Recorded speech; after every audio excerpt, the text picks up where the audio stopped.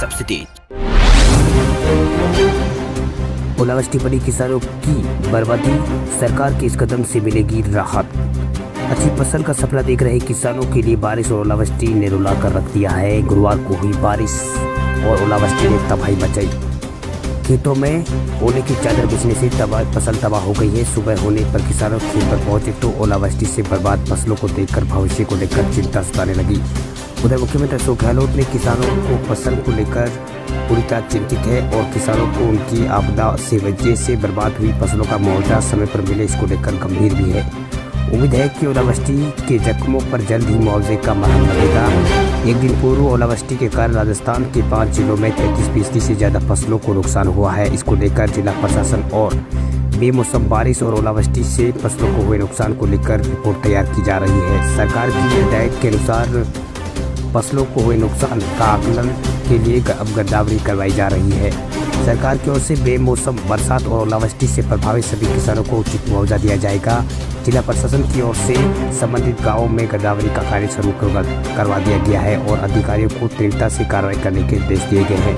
तो मुख्यमंत्री अशोक गहलोत ने प्रदेश के कुछ जिलों में हुई ओलावृष्टि से तैयार फसलों को हुए नुकसान पर चिंता व्यक्त करते हुए कहा कि ओलावृष्टि से प्रभावित किसानों को हर संभव सहायता की जाएगी। गहलोत ने के निर्देश के बाद प्रभावित क्षेत्रों में फसल खराबी की गिरदावरी शुरू हो गई है, जिससे ओलावृष्टि पीड़ित किसानों को समय पर मुआवजा दिया जा सके। ओलावृष्टि से जयपुर, अलवर, भरतपुर, दौसा सहित कुछ जिलों में किसानों की खड़ी फसलों को नुकसान हुआ है। ओलावृष्टि से पीड़ित किसानों के प्रति संवेदनशीलता दिखाते हुए सभी प्रभावित जिलों में तुरंत गिरदावरी सुनिश्चित करने के निर्देश दिए गए हैं। इधर प्रदेश में ओलावृष्टि से फसलों में हुए नुकसान की भरपाई प्रधानमंत्री फसल बीमा योजना के तहत भी हो सकेगी। इसके लिए प्रभावित बीमित किसानों को 72 घंटे के भीतर सीधे बीमा कंपनी को टोल फ्री नंबर पर लिखित और अधिकतम 7 दिनों में बैंक अथवा कृषि विभाग को सूचना देनी होगी। कलेक्टर जोगाराम ने बताया कि प्रधानमंत्री फसल बीमा में स्थानीय आपदाओं से अधिसूचित फसल की क्षति की स्थिति में फसल को नुकसान का आकलन बीमागत फसली कृषक के स्तर पर करने के प्रावधान है। राजस्थान के किसानों के लिए एक बार फिर से इस तरीके का काल चुनौती बनकर आया, जिससे उनकी जीती जागती खड़ी हुई फसलें बड़े पैमाने पर खराब हुई। लगभग मेरे पास जो अपडेट है 15 जिले जयपुर, दौसा, टोंक, अलवर, सीकर, अजमेर, चूरू, झुंझुनू, नागौर, बूंदी, जैसलमेर, बाड़मेर, हनुमानगढ़, श्रीगंगानगर, जो जानकारी मिली उसमें खासतौर पर जो पकी हुई खड़ी फसलें थी, सरसों, गेहूं, जौ, चना और जीरा, तो हम लोगों ने विधानसभा में भी पॉइंट ऑफ इंफॉर्मेशन के जरिए इसकी जानकारी भी दी है। नेता प्रतिपक्ष भी इस पर अपनी बात कहेंगे, लेकिन प्राकृतिक आपदा बेशक है। हमारी सरकार से गुजारिश है इसकी गिरदावरी अविलंब कराएं।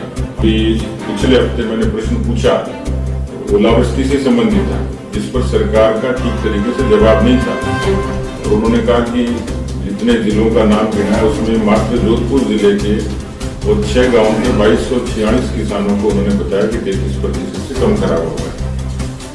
खराबा हुआ ये स्वीकार किया, लेकिन अभी तक मुआवजा उनकी जेब तक नहीं पहुंचा। कम से कम ऐसा नहीं हो। तो मैंने और पार्टी के हमारे प्रमुख लोगों ने इस बात को मांग को पुरजोर तरीके से रखा है। कोशिश भी करेंगे कि सरकार कल तक सदन में भी पूरी जानकारी लेके इसको मंत्री के जरिए इसका जवाब दे, लेकिन तात्कालिक तौर पर सरकार के पास संसाधन है। आपदा प्रबंधन का एक बजट उनका इसलिए होता है और इस बात का उल्लेख बार बार सरकार ने किया है कि हमने 1000 करोड़ के कृषक कल्याण बोर्ड का गठन किया है। उसकी जानकारी दी उन्होंने, जिसमें 500 करोड़ रुपए उन्होंने फसल बीमा के प्रीमियम के तौर पर देना तय किया। लेकिन मुझे लगता है कि ये तात्कालिक आपदा बड़ी आपदा है, तो निश्चित रूप से सरकार को चाहिए इसमें एहतियाती उपाय, तात्कालिक उपाय करते थे और SDRF के जरिए या कृषक कल्याण के कोष के जरिए जितना संभव हो, जितना जल्दी हो, इसमें किसानों को तुरंत मदद करें। इटली के पर्यटकों के संपर्क में आए लोगों में से 249 की जांच, सभी की नेगेटिव आई रिपोर्ट। प्रदेश में इटली के 2 पर्यटकों में कोरोना वायरस के पीड़ित से मिलने के बाद फैला खौफ के बीच राहत की खबर आई है। इन पर्यटकों में से 26 सदस्यों का दल संपर्क में आए प्रदेश के लोगों की जांच की गई, जिसमें 247 की जांच की गई, जिनमें से सभी की जांच नेगेटिव आई है। चिकित्सा एवं स्वास्थ्य विभाग की ओर से रोहित कुमार शर्मा ने ये जानकारी दी। रोहित कुमार शर्मा ने कहा कि गुरुवार शाम को आयोजित कोरोना वायरस नियंत्रण गतिविधि की दैनिक समीक्षा की बैठक की गई, जिसमें पहले दिन भर की चर्चा रही। केंद्र की ओर से इटली के दोनों पीड़ितों को जयपुर से दिल्ली शिफ्ट किया जा रहा है। इस संबंध में सवाई मानसिंह हॉस्पिटल से नई दिल्ली भेजा जाएगा। इस दौरान सिंह ने स्थिति साफ करते हुए कहा कि दोनों एसएमएस अस्पताल में ही है, उन्हें दिल्ली भेजने के लिए कोई गाइडलाइन नहीं है। एसएमएस अस्पताल प्रशासन ने कहा है कि अस्पताल में दोनों मरीजों का हर संभव ध्यान रखा जा रहा है।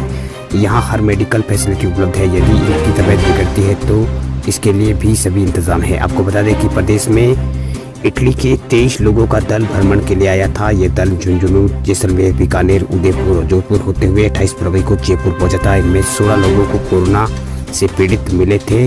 2 पीड़ित जयपुर में ही है, जबकि बाकी दिल्ली जा चुके थे।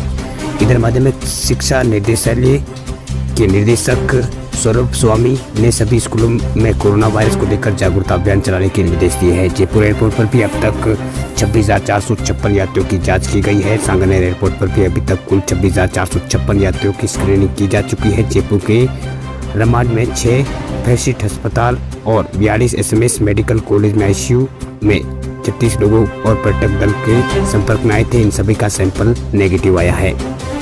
तिजोरी की चाबी किसी के पास भी हो, हम विकास के कामों को रुकने नहीं देंगे, ये कहना है सचिन पायलट का। लोक निर्माण कार्य, सड़क और पुल, ग्रामीण विकास कार्यक्रम से जुड़े अनुदान मांगे सदन में पारित हुआ। इन महकमों को लेकर सदन में चर्चा हुई। इसके बाद ग्रामीण विकास और पंचायती राज विभाग के मंत्री सचिन पायलट ने जवाब दिया। तकरीबन सवा घंटे के धाराप्रवाह संबोधन में सचिन पायलट ने कहा कि हमारा संकल्प है कि कोई भी व्यक्ति बिना घर के ना हो। उन्होंने कहा है कि प्रधानमंत्री ग्राम आवास योजना में राजस्थान का नंबर 4 है। पायलट ने कहा है कि योजना बनाई जाती है, इनमें सरकार बनाने वाले बाद में बदलाव नहीं होना चाहिए।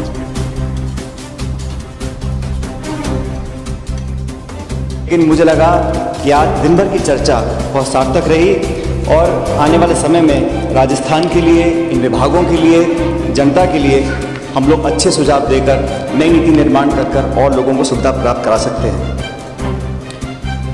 सभापति महोदय, ग्रामीण विकास एक ऐसा मंत्रालय है जो कृषि प्रधान हमारा देश है और कृषि प्रधान हमारा राज्य है। इस मंत्रालय के माध्यम से अधिकांश जनता के जीवन को हम छू सकते हैं और मेरा अनुभव रहा पिछले साल, सवा साल में कि अगर सरकार के नुमाइंदे, इस विभाग से जुड़े हुए लोग सच्ची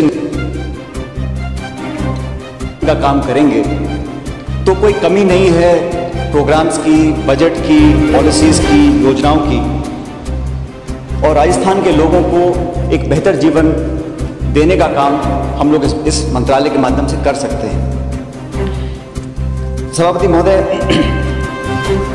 ग्रामीण विकास के बारे में बहुत से साथियों ने अपने सुझाव दिए हैं, लेकिन सिर्फ चंद मिनटों में मैं बताना चाहता हूं कि इस मंत्रालय के माध्यम से हम किन किन स्कीम्स को लेकर जनता के बीच जा रहे हैं। सबसे बड़ी, सबसे महत्वपूर्ण योजना हमारी महात्मा गांधी नरेगा की है, प्रधानमंत्री आवास योजना की है, 14 वित्त आयोग की है, राज्य वित्त आयोग की है, स्वच्छ भारत मिशन की है, राजीविका की है, MP लैड, MLA लैड, टांग बोर्ड, मगरा बोर्ड। और कोरोना की दस्तक देख कमाई में जुटे मेडिकल स्टोर वसूले जा रहे हैं मनमाने दाम।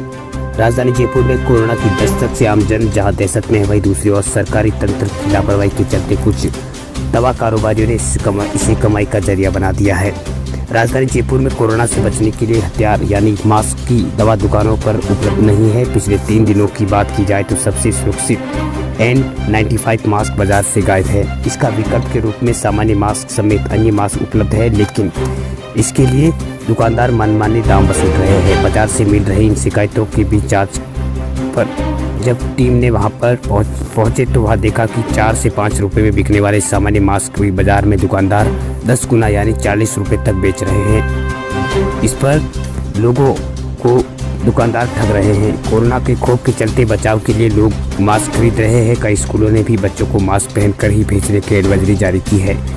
इसके चलते बाज़ारों में एक मास्क और सैनिटरी की डिमांड बढ़ गई है। बाज़ार में N95 मास्क उपलब्ध नहीं है। जहाँ यह उपलब्ध है वहाँ 700 रुपये तक वसूले जा रहे हैं। हालांकि N95 की किल्लत के बीच दूसरा विकल्प भी बाज़ार में आ गया है, लेकिन इन मास्क के लिए लोगों को भारी भरकम राशि देनी पड़ रही है।